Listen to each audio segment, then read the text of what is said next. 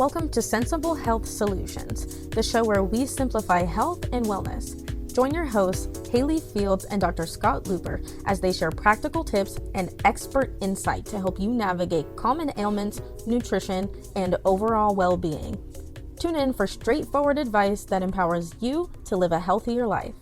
Good morning, Dr. Luper. Good morning, Haley. How are you? Good. Doing tip-top. Good. Well, something I've been thinking about recently is summer. It's on all of our minds. We're reaching 40 degrees. It's bright, sunny.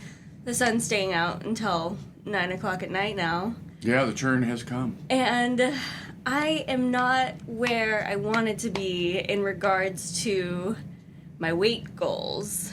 I let my winter fluff stay on too long. You know, if you did, it stayed on honestly, because we just had the coldest winter on average on record since they started, keeping records. Yeah. Who would have thunk with global warming that you think we would warm up, right? But no, the story I got was global warming is what caused us to be so cold because there was some kind of heat front, down south that deflected all the warm air elsewhere, and we got to linger with all the cold air. And boy, we sure have a lot of instinct to put on weight.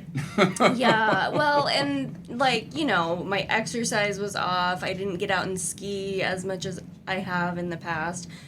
Because who's skiing at 40 below? I'm not. There are people out there who are, but hardcores. Yeah, I am not one of those. I'm mostly exercising indoors. Yeah. In the dark, in the cold, right? So, you can do it. You get enough armor on, you can go outside and do it, but it takes some extra steps for sure. So, annoyingly enough, after every episode, it all comes down to eat right and exercise. We kind of know where this is going to go. You want to talk about weight loss? I'll tell you about weight loss. I'll tell you right now how to lose weight. Turns out one of the best ways to lose weight, if you just actually want to lose weight, is quit eating. That's it? It works. You lose weight. For sure. Really, the research is rock solid. Oh, for a little while. And then it all comes back and some. Yeah, and then also when you quit eating, you're hangry, or at least I get hangry, and I get emotional, and... Oh yeah, there's a price to pay. When you look at the not eating method of losing weight, it is effective. But if you look at the long-term success rate of the not eating method of losing weight, its effectivity diminishes somewhat.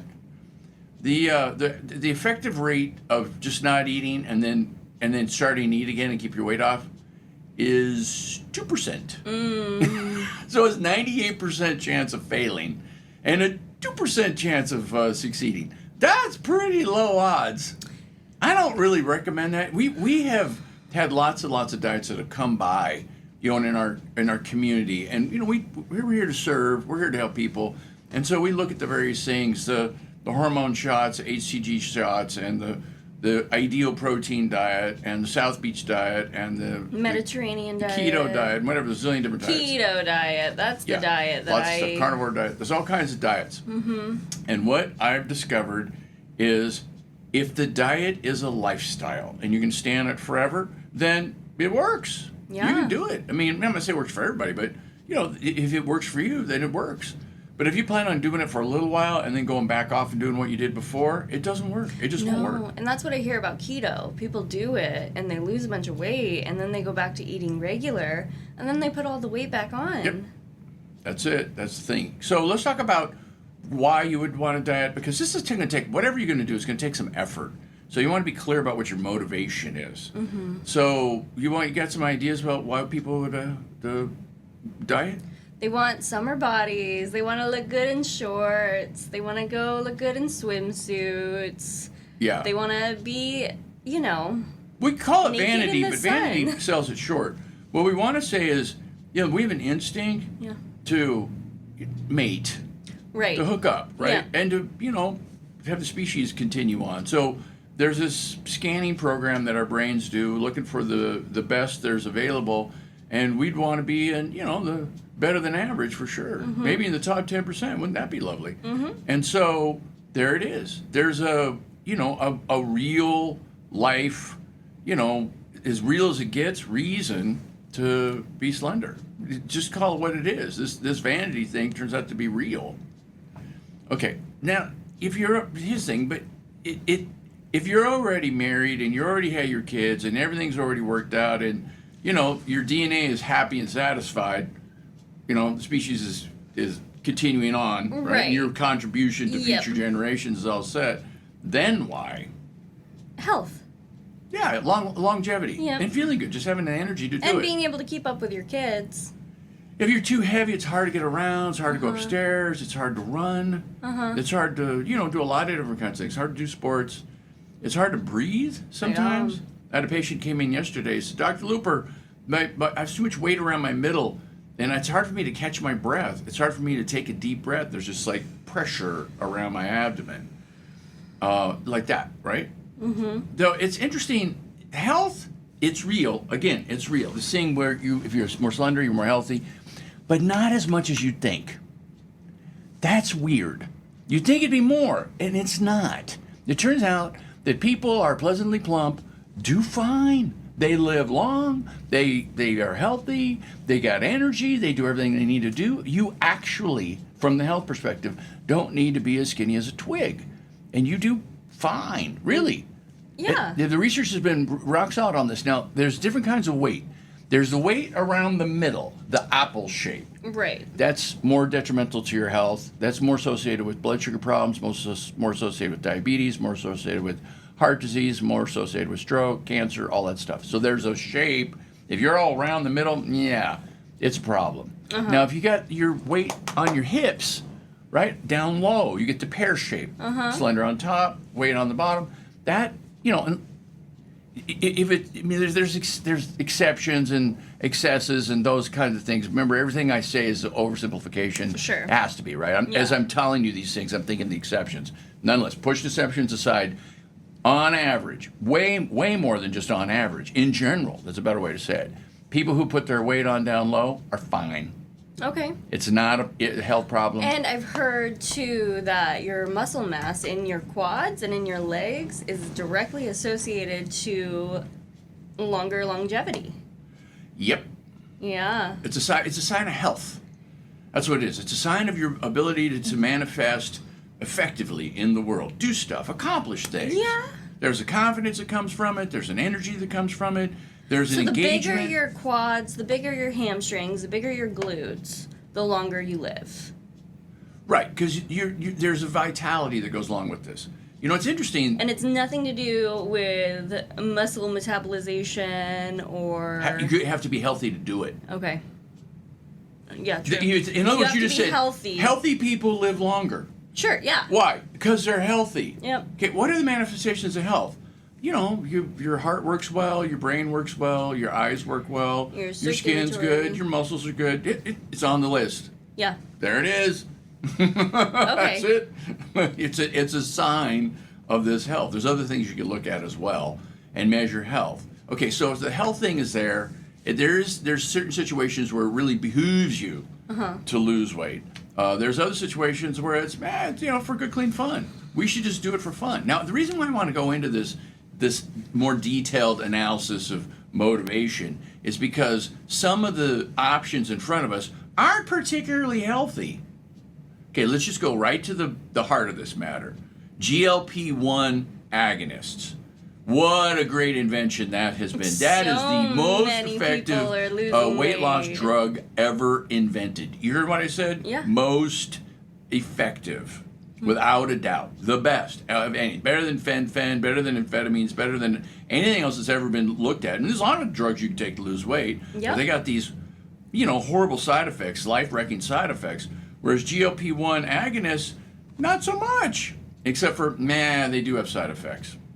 It turns out, if you don't know this, people don't know this yet, they're going to know pretty soon, which is most people can't tolerate the side effects. Won't tolerate the side effects. That's probably the better way to say it. I mean, if your life depends on it, you can tolerate the side effects. And what are the side effects? Gut problems. Okay. So they're not digesting food? Yeah, it slows down your digestion. It's part of the reason why it works. Yeah, because you're like, because I'm you're good. not hungry. I'm good. Yeah, I don't need anything. I'm good. I got stuff in me already, right? So that thing where I've had enough kicks on. And as long as you don't overeat, it usually works pretty good. But if you have a tendency to overeat because you're trying to feel better, because you're bummed, or you're tired, or you just want a little boost. Yeah, a little boost, right? And this is what you've been doing, and this strategy of life is what led you to be overweight to begin with. Yeah, most people who are overweight or have problems with their weight are associated to like food addictions. Yeah. So they've been eating to feel better and cope for a while. Yeah, not everybody, but you're right. Most people, it's a common thing. Mm-hmm. And so, that ends with the GLP-1. That is really the chief benefit of that class of medications, is that those cravings for stuff, not just food, but other stuff too, goes down. Okay. And so it really makes a difference. That people have lost a lot of weight, and they keep it off as long as they stay on the medication. Now, we had a show about this before, but not everybody saw it, so let me review the salient points here, which is the weight loss happens early in the lifespan of the drug, usually within the first 9 months. After that, it slows. Sometimes it just doesn't occur at all. There are people who are immune to the effects of GLP-1 stuff. They're not common, but they do exist. Most people will lose weight, and most people will continue to lose weight until about a year, 12 months, 15 months, something like that, into using the drug. Let me show you with my hands. Starts high, goes down low, and then levels out. And so that's the levels out. And so if you keep taking the medication, you stay on the level. You just lower, whatever that lower is, 20 pounds, 30 pounds, 40 pounds, whatever, something like that, depending on who you are. The more weight you started with, the more weight you lose, typically. And as long as you can tolerate the side effects with the gut problems, mostly is what it is. There's some also connective tissue problems, joint problems, things like that show up as well. Anyways, skin thinning problems. Stuff like that. So what happens is that as long as you can tolerate the side effects and stay on the medication, the weight loss will maintain. So indefinitely? You have to be on this medication? Yeah, you have to be on indefinitely. And how many people actually fit in that category? I don't know. The research isn't solid yet because it's still relatively early on. Maybe 35%, 40%, somewhere around there will actually take the drug, be able to get the benefit of the drug, and continue taking the drug. Not more than 50%. Less than half the people who take it really get the benefits that the others do. Most people will lose weight, but then they can't stand the side effects. Honestly, most people. So, again, and the thing is you have to keep taking it forever. And it's relatively expensive. There's that. I mean, if you've got a lot of money, I guess it's okay. But if you don't have a lot of money, it could be a drag. And then if you quit taking it, the chances you're going to gain the weight back runs around 85%. So not the 98% that we talked about, regular crash diets where you just don't eat. But still, the chances are good, better than good, that you're going to gain all the weight back and some. It's not usually gaining the weight back and then you're back to what you were. No, it's and some. And some. You're higher than you were at the end of the process than you did when you start. Well, I feel like that is kind of the way it goes for all types of crash diets, crash medications. They gain the weight back and some. Yeah, can you think of any reason why you'd want to do a crash diet or you want to do a GLP-1? I thought GLP-1s were created for insulin. Well, like, do you treat diabetes? Diabetes does get better, that's right. But it's not, it's not a long-term drug. Why would you want to? As like a weight loss? No, I can tell you the perfectly good reason. Because there's a wedding coming up. Yeah. And you need to get in your dress. Yeah. There you go. That's the reason. But it's the reason we talked about before. Because, it's important to you to looking, vital even. And then there you go. You got a perfectly good reason to do it. Now, it's worth noting that is a thing. And it's a valid reason. It really is. I mean, people's lives are on the line. The meaningful life that they have ahead of them is on the line. Their goals, their aspirations. Yeah. So it's something to consider. You also got to consider the side effects and the fact that if you're just trying to come up with a shortcut here, then that's exactly what it is. It's a shortcut, but it's not a lifestyle. It won't linger. It doesn't last, and you end up having problems with it. So that's just how it goes. Of course it does. Yeah. You pause for more than 2 seconds, you can see, It's going to boil down to eat right and exercise. That's where I'm going next. So you're telling us we have to build a lifestyle of eating right and exercising. That's what actually works. That's what actually works. You want to talk about the most effective diet that there ever was, head and shoulders above everything else, is eat right and exercise is not the right way to say it. It's like this. What you want to do is you want to set up a system and then run that system. That system is, okay, I'm going to eat breakfast. Now, I'm not telling you what the system is. I'm just giving you some ideas. I'm going to eat breakfast every day. I'm going to eat nuts and berries every day. I'm going to have some nuts, and I'm going to put some berries on it. I'm going to eat some berries and put some nuts in it, okay? And then I'm eating my nuts and berries. Now, maybe I'm going to eat an egg because I need the protein, though there's some protein in the nuts. Or I'll throw some yogurt on top, same reason. Or, something like that, as long as it's not too carby. We're not going to do nuts and berries and then a pancake. Right. Now, you're working cross purposes. That's not going to work. No. Maybe if you're 15, it might work okay. Yeah, maybe if you're a kid. You get 35, Like, I'm thinking those about days the are over. breakfast I made my kid this morning. I made her an English muffin, egg, bacon sandwich. Yeah, kids and young people can handle the carbs more better than older folks. But the problem with that, too, is you set up a pattern where you start thinking, when I eat English muffins, I feel happy, and I want to feel happy, so I'm going to eat an English muffin because I remember my mom used to make it for me, and now, there you go. That's pie. Yeah. My mom, she made lasagna, and that was the happy food for us. We had lasagna last night. Excellent food. Great. Boy, what a great food. Satisfying. Yeah, and my mom made it healthy. She put some spinach in it. Oh. I'd say about 20 leaves. That cooks down to like nothing. She made a layer of spinach, right? I can't say it was that healthy, honestly, when you get down to it. Well, with 7 different types of cheeses, then. Anyway, so there's a saying, and it was fabulous. Next day was better, right? I know that. When was the last time I had lasagna? Never. I mean, I don't eat lasagna. Can't eat lasagna. Lasagna is a carb fest. Yeah. There's no way I can do it. So whatever, you can set up a system, and then for lunch you have the same system, and for dinner you have the same system, whatever the system is, and then you run it. Now, in order to run a system, you got to have some feedback and let you know how you're doing. And the feedback in this case is your weight. So it behooves you, even though this is the psychology, this is hard, to weigh yourself every day. Now, there's people who won't weigh themselves every day because it's a mind thing and it throws them off. Those people are less successful by research. We're not just my opinion. We're just looking at, you run them, which group is more successful, the non-weighers or the weighers? The weighers. Why? Because they've got their eyes on the prize. They'll adjust as they go along. They can see what's happening, right? Now you say, well, the non-wearers, they can tell too. They can tell how their clothes fit. They can tell how their energy is. Yeah, but it's more subtle. It's easier to ignore. It's easier to take your eyes off it. In fact, you want to get down to... And it's not like after a few weeks you might notice how different your clothes are feeling. You're not getting a day-to-day snapshot, so you're not getting the progress as it dwindles down or as it increases.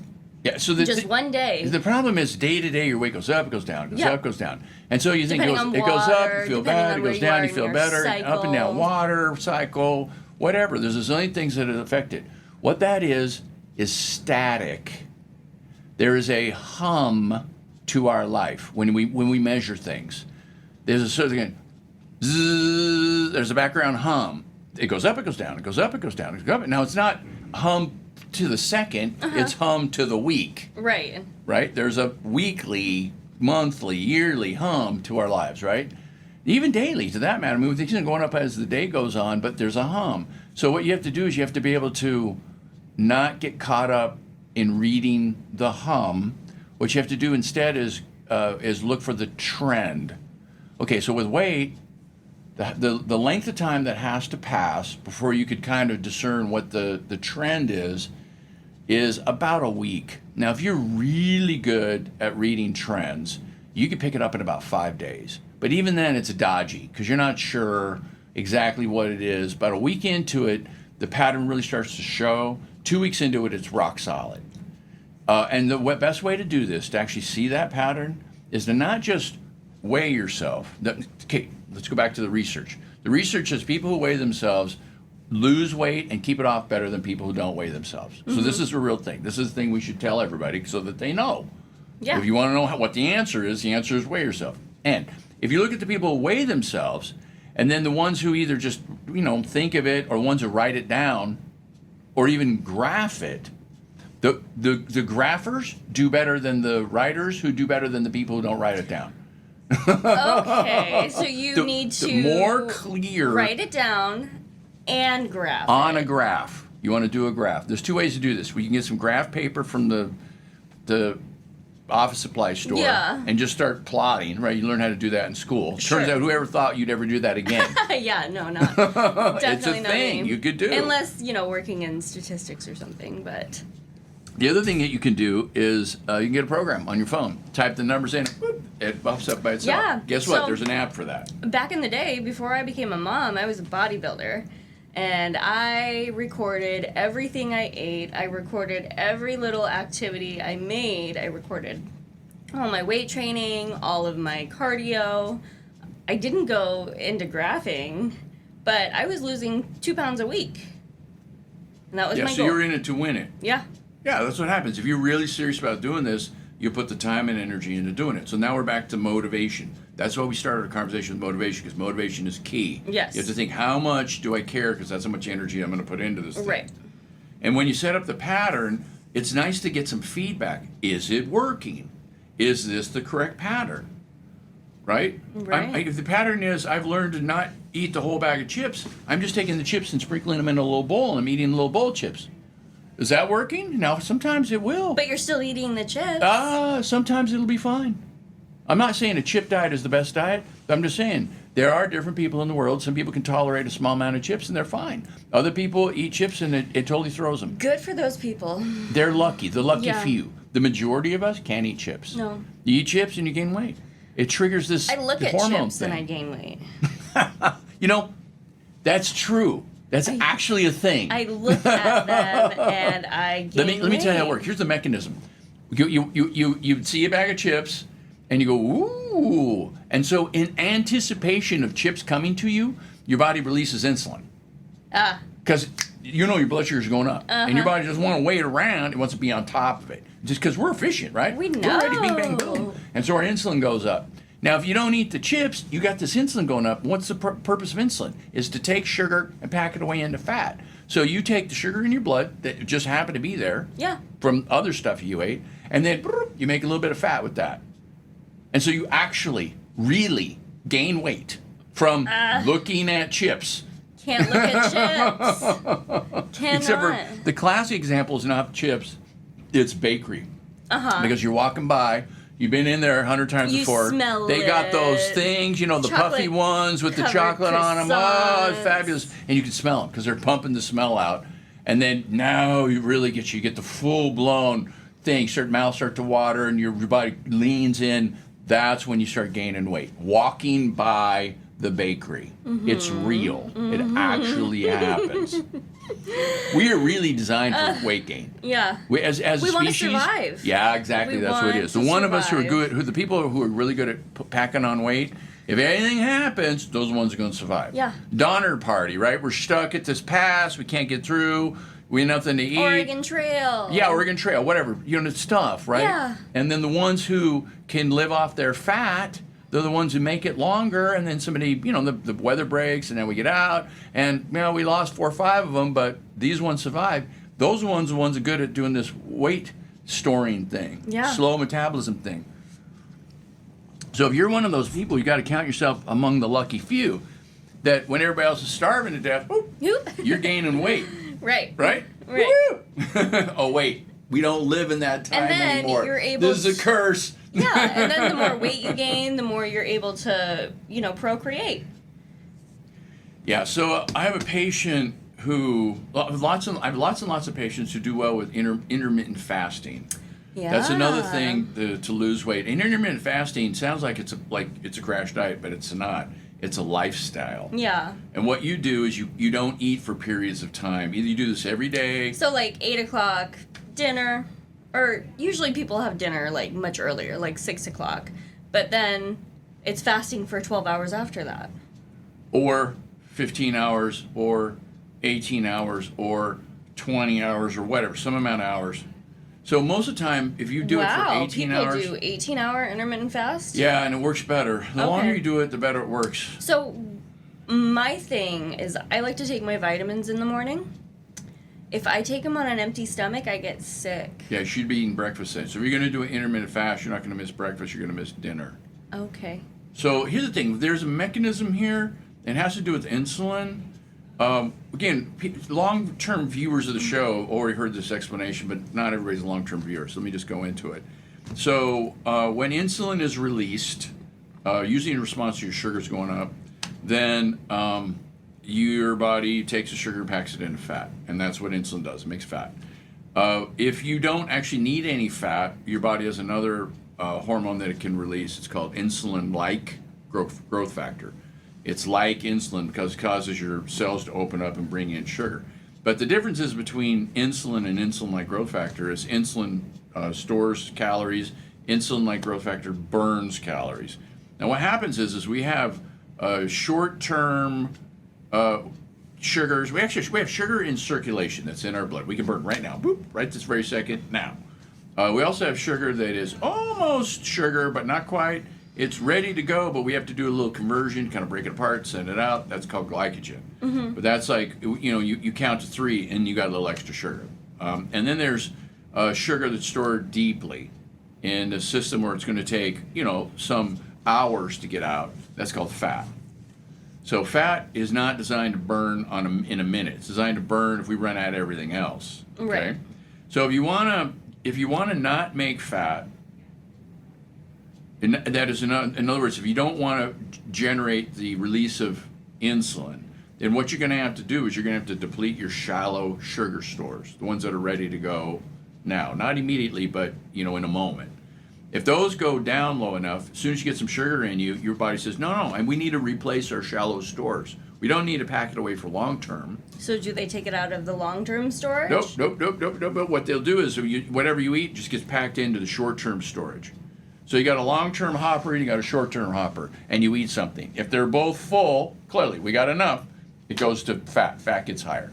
If we got a long-term hopper and a short-term hopper is low, and you eat something, it goes to the short-term because we need it, because we're short. Uh-huh. So how do we get short? Because we used it. Yeah, we burned our metabolism. Yeah, just burned it. And usually we burned it because it's been a long time since we ate something. Yep. So how long? 12 hours? You say, let's 2 hours since we ate something. No, that's not long enough. It doesn't do anything. And you have to be active enough. Well, right? Not necessarily.